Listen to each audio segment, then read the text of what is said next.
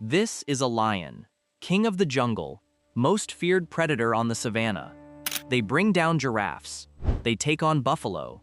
They've killed hippos. By every reasonable measure, the animal at the top. So somebody needs to explain why they keep losing to this.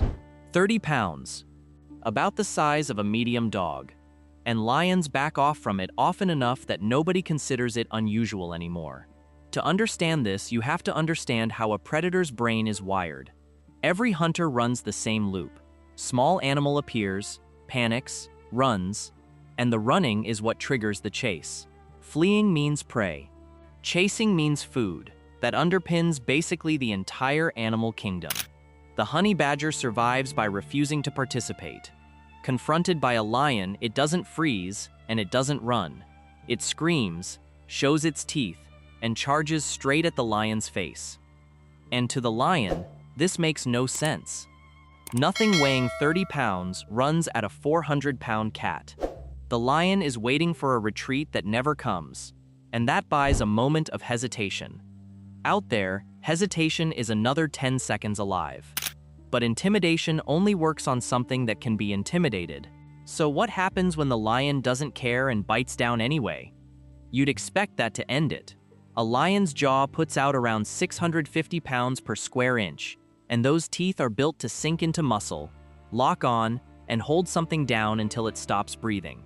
Except on a honey badger, the teeth mostly just hit skin. And the skin is where this animal stops making sense. It's about a 1/4 inch thick across the neck and back, enough that a lion's teeth can struggle to reach anything that matters. But thickness isn't the strange part. The real trick is how loose it is. It fits like a winter coat 4 sizes too big. So when a lion pins the badger down, what it actually pins is the coat. The animal inside is still free to move, which means it can rotate a full 180 degrees inside its own skin while the jaws are still clamped shut on its back, which turns a defensive trait into a weapon. If you can spin inside the grip, you can put your face directly in front of the lion's, and the badger arrives armed, jaws that crack turtle shells, and front claws over 1.5 inches long, built for digging through baked African dirt.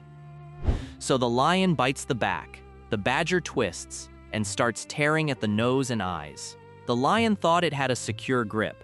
What it actually did was pull a set of digging claws up to its own face. For almost anything else alive, getting grabbed is the end. For a honey badger, it's an invitation. Close is the only range where it can do real damage. And the lion has to let go just to protect its eyes. Fine, but a lion is still a wall of muscle. Surely the badger runs out of energy. Watch how a lion actually hunts, though. Everything is built for one explosive moment. Stalk close, sprint a few seconds, make the tackle. Push past a minute or two, and a lion gasses out completely, overheating and forced to lie down. The lung capacity for a long fight isn't there. The honey badger, functionally, does not get tired. So the fight becomes a waiting game. Lion swats it. Badger rolls, gets up, charges again. Lion bites, badger twists, slashes the nose, lion drops it. Repeat. 10 minutes in, the lion is burning enormous energy on a 30-pound animal that refuses to die, and the badger is still screaming. They win by being the most exhausting thing on the continent. And if all that fails, and it actually gets pinned, there's a backup. It's disgusting. There's a gland under the tail they can turn inside out, releasing a putrid liquid that comfortably outdoes a skunk.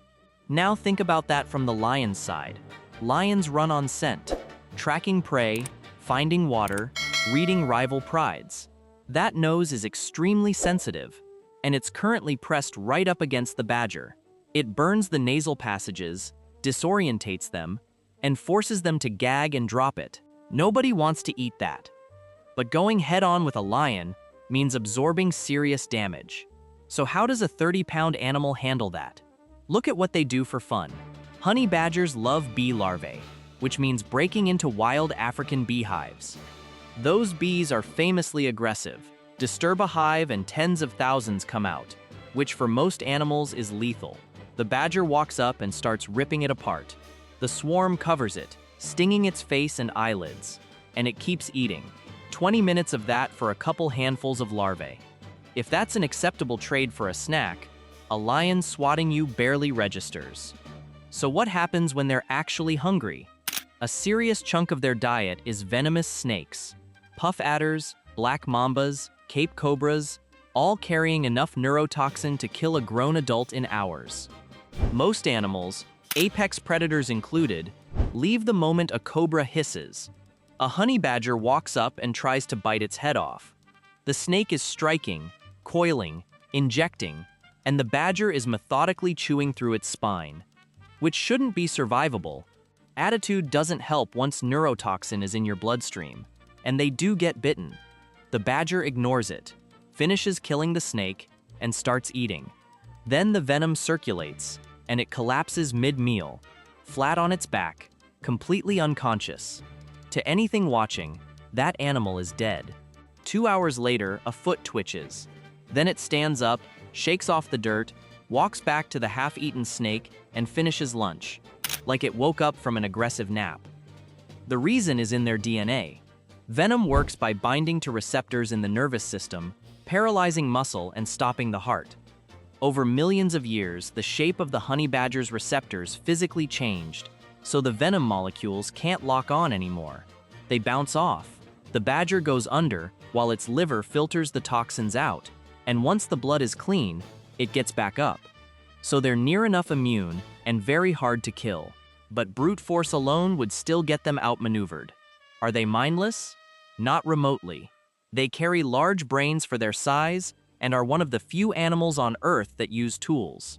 If a bird's nest is out of reach, a badger will drag a log over and use it as a ladder. There's a famous one in captivity called Stoffel. Keepers put him in a walled concrete enclosure to keep him safe. He worked out how to unlock the gate, so they padlocked it. He rolled rocks into a corner, stacked them, and climbed out, so they removed the rocks. Then he waited for rain, dug up mud, rolled it into sticky balls, stacked those against the wall, let them dry in the sun, and climbed out again. They study their environment specifically to find its weak point, and that's what makes them dangerous in a fight they should lose. They know exactly where something 10 times their size is vulnerable. 2 targets. First, the eyes. Blind a predator, and the fight is over. Second, and considerably worse, the groin. There are multiple documented cases of badgers fighting male lions, hyenas, and buffalo, where they deliberately dive under the back legs and bite. It isn't breaking physics. It's going for the least protected nerve endings on the body, and the shock alone usually ends the encounter. But from the lion's side, isn't a meal still a meal? Look at the economics. Every hunt is a gamble, and every action costs calories. Chase a zebra and catch it, and a lion spends maybe 2,000 calories to gain 50,000. Huge return. Now the badger. 30 pounds, half of it thick skin, dense bone and claws. Barely any meat. So eating one means enormous energy wrestling something that never tires. A face full of blinding chemicals, and risking an eye permanently clawed out. A lion blinded in one eye can't hunt zebra. A lion that can't hunt starves within the month. All that risk for a stringy scrap of meat that barely covers what you burned getting it. Lions walk away because their instincts already ran those numbers. So are they invincible? No, they're ordinary animals and they aren't actually that strong. Lions and leopards do kill them, it just almost never happens under normal conditions. The ones that manage it are usually young, inexperienced males who haven't learned the rules, or older starving cats with no other option. And even then, it's never quick. By the time the badger finally dies, the lion is covered in scratches, bleeding from the nose, soaked in something foul, and completely spent. Which is the whole strategy. You can kill a honey badger. It's just going to be so miserable that every predator watching files away the same lesson. Leave it alone.